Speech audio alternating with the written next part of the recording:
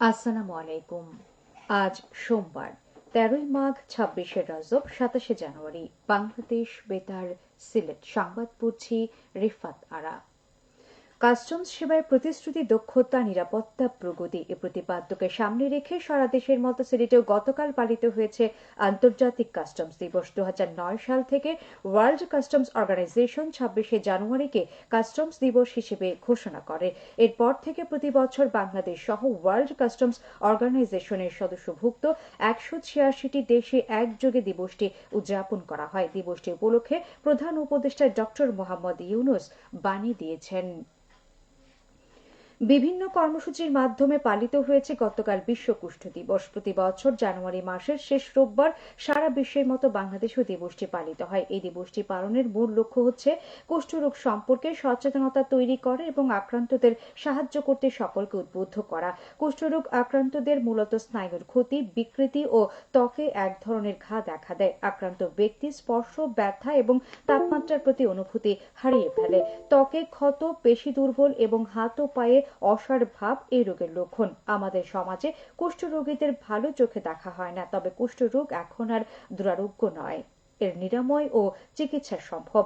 এদিকে বিশ্ব কুষ্ঠ দিবস পালন করা হয়েছে মৌলভীবাজারের কুলাউড়ায়। সকালে দিবসটি উপলক্ষে বের করা হয় র্যালি, পরে উপজেলা স্বাস্থ্য কমপ্লেক্সের হলরুমে অনুষ্ঠিত হয় আলোচনা সভা।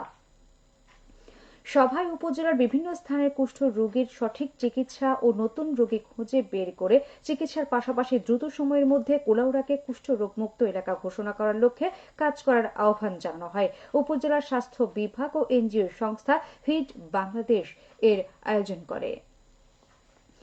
সিলেটের গোলাপগঞ্জে অসহায় ও দুস্থ মানুষের মধ্যে সেলাই মেশিন, অটোরিকশা ও অর্থ বিতরণ করা হয়েছে গতকাল। এ উপলক্ষে উপজেলা অডিটোরিয়ামে আয়োজিত অনুষ্ঠানে প্রধান অতিথির বক্তব্য রাখেন সিলেটের বিভাগীয় কমিশনার খান মোহাম্মদ রেজাউন নবী। Golapganj foundation of Toronto, Ontario, Canada এই উদ্যোগ গ্রহণ করে।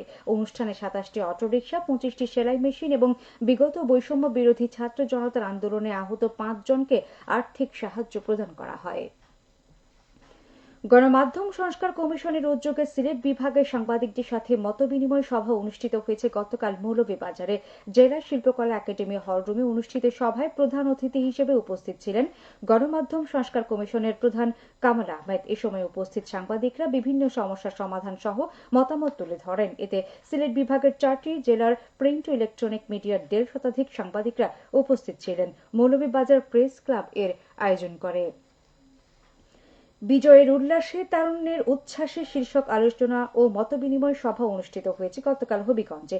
জেলা প্রশাসকের কার্যালয়ে সভায় প্রধান অতিথি ছিলেন জেলা প্রশাসক ডক্টর মোহাম্মদ ফরিদুর রহমান। সভায় জেলা প্রশাসক বলেন, আমরা যেহেতু বৈষম্যমুক্ত দেশ গঠনের স্বপ্ন দেখছি, সেক্ষেত্রে এই ধরনের উৎসবের মাধ্যমে তা বাস্তবায়নের জন্য সরকার সময় উপযোগী উদ্যোগ গ্রহণ করেছে বলেই আমার বিশ্বাস। সভায় প্রশাসনের বিভিন্ন শ্রেণীর কর্মকর্তা, শিক্ষক, শিক্ষার্থী, প্রিন্ট ও ইলেকট্রনিক মিডিয়ায় কর্মরত সাংবাদিক সহ বিভিন্ন শ্রেণী পেশার ব্যক্তিবর্গ উপস্থিত ছিলেন।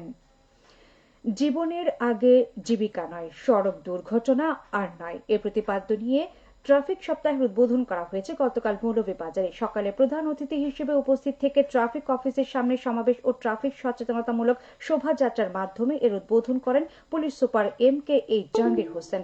এতে traffic police, Ansar rover scout, girl scout সদস্যরা অংশ নেন। এ সময় সাধারণ জনগণ এবং যানবাহন চালকদের মাঝে জনসচেতনতামূলক লিফলেট বিতরণ ও হ্যান্ড মাইক যোগে প্রচার অভিযান চালানো হয়। জেলা ট্রাফিক পুলিশ এর আয়োজন করে।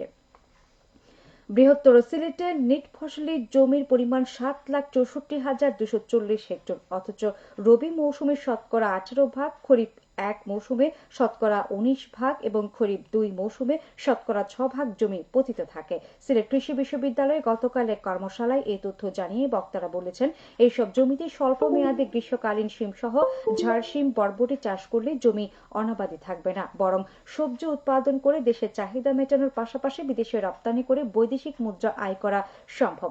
সিলেট কৃষি বিশ্ববিদ্যালয় সিকৃবি কৃষি অনুষদে প্রজেক্ট কমপ্লিশন ওয়ার্কশপে এমন তথ্য তুলে ধরা হয়। এতে প্রধান অতিথি ছিলেন সিক্রিবির vice chancellor professor doctor Mohammad Alimul Islam. শিম চাষ বিষয়ক এই প্রজেক্টের গুরুত্ব তুলে ধরে ভিসি বলেন, শিম হল উচ্চ প্রোটিন ও কম ক্যালোরি সমৃদ্ধ সবজি ফসল। এই সবজিতে প্রোটিনের ঘাটতি সহজেই পূরণ হয়। শিম চাষের মাধ্যমে জমির উর্বরতাও বাড়ে। কর্মশালায় সিক্রিবির বিভিন্ন বিভাগীয় চেয়ারম্যান, শিক্ষক, বিভিন্ন দপ্তরের পরিচালক, কর্মকর্তা, কৃষি সম্প্রসারণ অধিদপ্তরের কর্মকর্তা এবং কৃষকরা অংশ নেন। Jalalabad cantonment public school and কলেজের দুদিনব্যাপী বার্ষিক ক্রীড়া প্রতিযোগিতার উদ্বোধন হয়েছে গতকাল। উদ্বোধনী অনুষ্ঠানে প্রধান অতিথি ছিলেন অধ্যক্ষ লেফটেন্যান্ট কর্নেল তাহিয়াত জালাল চৌধুরী। প্রতিযোগিতায় 46টি ইভেন্টে প্রায় 4 শতাধিক প্রতিযোগী অংশগ্রহণ করছে। সবশেষে আবহাওয়া। আজ বেলা 1টা পর্যন্ত পূর্বাভাসে বলা হয়েছে সিলেট সহ পার্শ্ববর্তী এলাকার জন্য কোনো সতর্কবাণী নেই এবং কোনো সংকেত দেখাতে হবে না। আজ সিলেটে সূর্যোদয় হয়েছে 6টা 37 মিনিটে এবং সূর্য অস্ত যাবে সন্ধে 5টা 34 মিনিটে। সংবাদ শেষ হলো। পরবর্তী স্থানীয় সংবাদ প্রচারিত হবে দুপুর 1টা 5 মিনিটে।